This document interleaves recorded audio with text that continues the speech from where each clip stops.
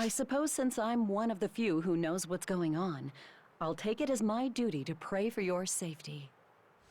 This video is about Phantasy Star Online 2, but if you don't care about Phantasy Star Online 2, or PSO2 as I'll be referring to it, this video isn't really about PSO2. We're just using it to talk about how game developers are idiots and who treat their player bases like crap, and how Sega might just be about to set a brand new standard in how not to take large, wet poops all over their loyal players of MMOs and live service games.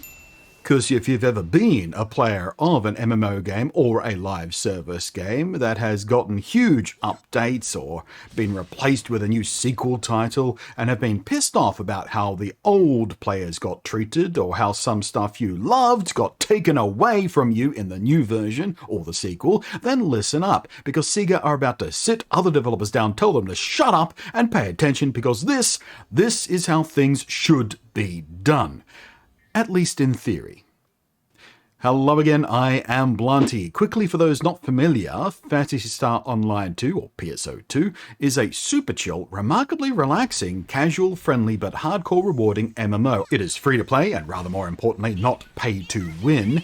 It is, in its current form, a little more limited as an MMO compared to most things like WoW, for example, because it is built around small player number instanced dungeon levels. As you can see, it's directly anime influenced. It's an action RPG style combat, big bombastic with a thumping soundtrack. It's fun, stylistic, it's never taking itself too seriously, and has an uncountably varied fashion game for personal expression. After 8 years being Japan exclusive, this game first launched in 2012, it was finally given a properly localized global release and global service in 2020. And I made some videos about it back then.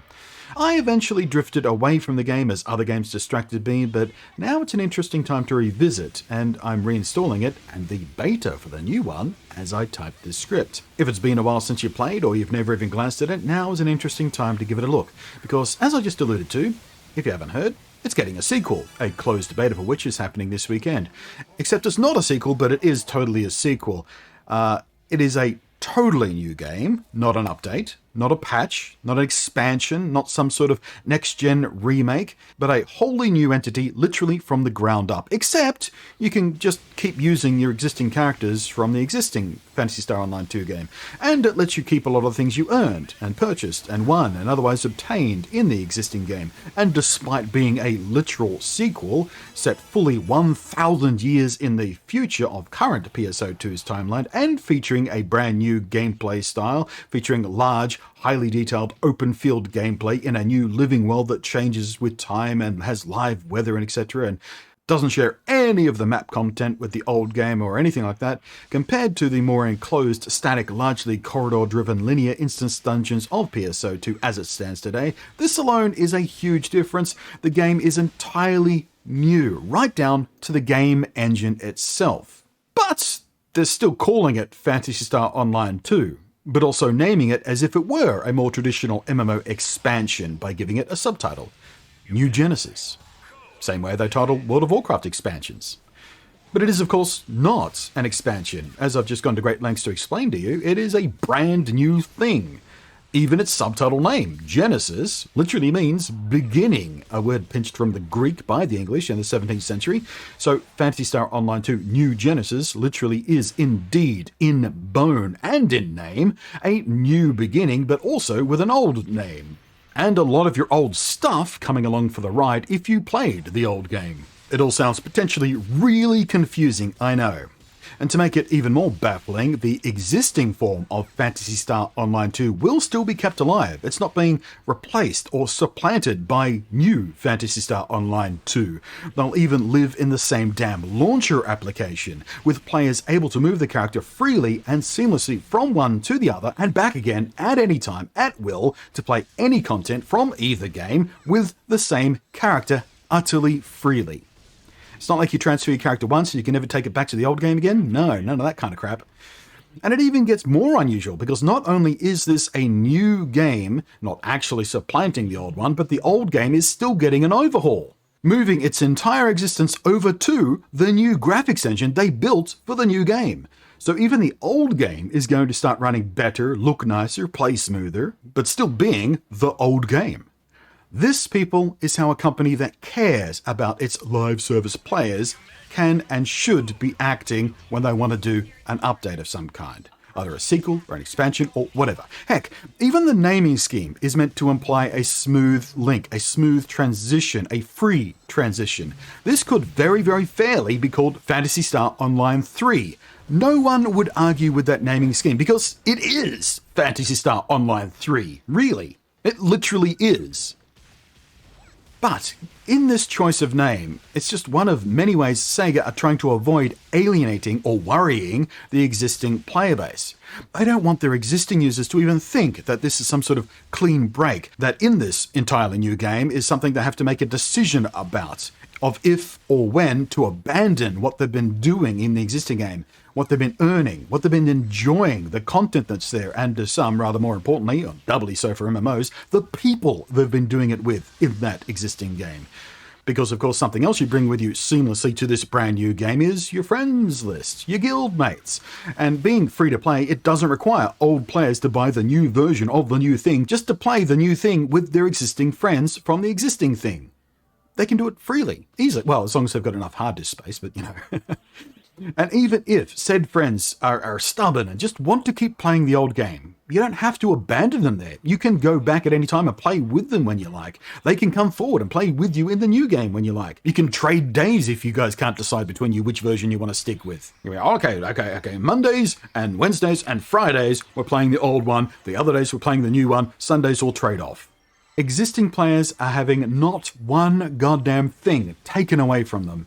And Sega are doing everything they can to not alienate or frustrate or devalue their hard-earned existing player base. I mean, MMOs this successful, after nearly a decade, this achievement is enough. It's hard enough to get an MMO to last this long. And Sega don't want to risk needlessly annoying their most loyal players, or scaring off any new players that might be looking their way. And so making this transition either fully or partial or shared across the new content, back and forth between the old content and the new content, or not, as seamless and friendly as possible, all again without devaluing the time, effort, energy, and yes, money that may have been invested in the old game. Though, of course, I would expect at this point we'd not see many more significant content expansions for the old game. But then again, after nearly a decade's worth of very constant content drops, both large and small, I don't think there's any reason to really complain there. Now compare this attitude to how so-called live service games and even MMOs from a lot of Western developers have been going with their much-lauded 10-year plans and content roadmaps. The absolute clusterfuck that has been Destiny's history and current state come to mind, to say the least about the sentiment of their player base and how that player base has been treated over time. Also, basically everything EA has done in the last decade with their live service games, even among other MMOs. Not even Blizzard could figure this crap out. When they did World of Warcraft Classic, it was forced to be an entirely separated, sterilized entity from the bloated mess that is current WoW. And that wasn't even some sort of brand new game. That was just how WoW used to be versus what they've done to it today. They couldn't even get that to marry in any useful way. And here comes Sega showing everybody how to do it with two different games. Live service games and MMOs specifically, by nature, kind of age out over time. Their gameplay, their mechanics, especially their code bases and graphics engines, simply become less and less practical and attractive over time. But somehow, even when it seems baffling on the surface when you have to try and explain it to somebody like I have been, Sega have bent over backwards, making sure they can do a brand new thing with a beloved property, with a large and active player base still existing out there, many of whom have hundreds upon hundreds or thousands upon thousands of game hours invested in this property, and doing it without taking away the existing one or devaluating anything the existing player base has been doing or what they've earned, or even putting a ticking clock in their face. One of the many sensible things they've done is that despite being able to directly bring in your existing characters and their cosmetics and their weapons and their emotes, although some of that stuff is said to be temporarily changed in appearance, we don't know exactly what they mean by that at this point, but they do say temporary, just to settle down the panic even more. But you aren't bringing over your character growth, so levels, XP, skills, photon arts, a kind of special skill, and techniques and the like, they don't carry over, along with a few other things whose mechanics or use have been replaced or significantly changed for the new gameplay. So this means old players and new players all start off on equal footing at level 1, so old players aren't sort of over-leveled for most of the game and just breeze through it without even thinking, and new players don't feel disadvantaged or left behind or anything like that. Everyone has the same opportunities to progress naturally as the game designers intended. It means old players don't have to try and recreate their favorite character's appearance. They get to keep all their carefully curated fashion choices. They get to keep the emotional connection they may have created with their character if they're a role-playing type of person, and they get to keep weapon skins and the like. Again, we don't know exactly what that temporarily changed in appearance stuff actually means. Nor will specific in-game currency carry over, so new players just can't burst the in-game economy of the new game with savings they've bought in from the old game. But they do get to keep things that don't directly affect the in-game economy, like Arcs Cash and Star Gems, currencies purchased with real-world money, so any real money you've invested in either game can be used in either game, completely transparently, back and forth. So they both manage to share and isolate the in-game economy so that it's not ruined by old players, but old players aren't disadvantaged by stuff they've actually spent on. It is also carefully considered and balanced to avoid disadvantaging, exploiting old and or new players at all, or crapping on fairness and balance, or making new players feel like they can never catch up, or like they're missing out on something. And this is a PvE game, not PvP, so that helps a lot with that too. This, as I said, is potentially a really good example, a gold standard of how it should be done, or at least how it should be approached. We'll have to wait and see on the actual execution of all this stuff. Not only does it do everything possible and practical to keep existing players happy and content and rewarded, it does it without discouraging or disadvantaging new players as well. It lets the developer do significantly new and different things with gameplay and with content and with the code of the game itself without taking any of the old stuff away from existing players who just do not want their existing experience to change just for the sake of someone else wanting something new. And on paper, it seems incredible. And I really hope it works and sets a precedent for other developers to follow in the future. Because on its face, it's amazing.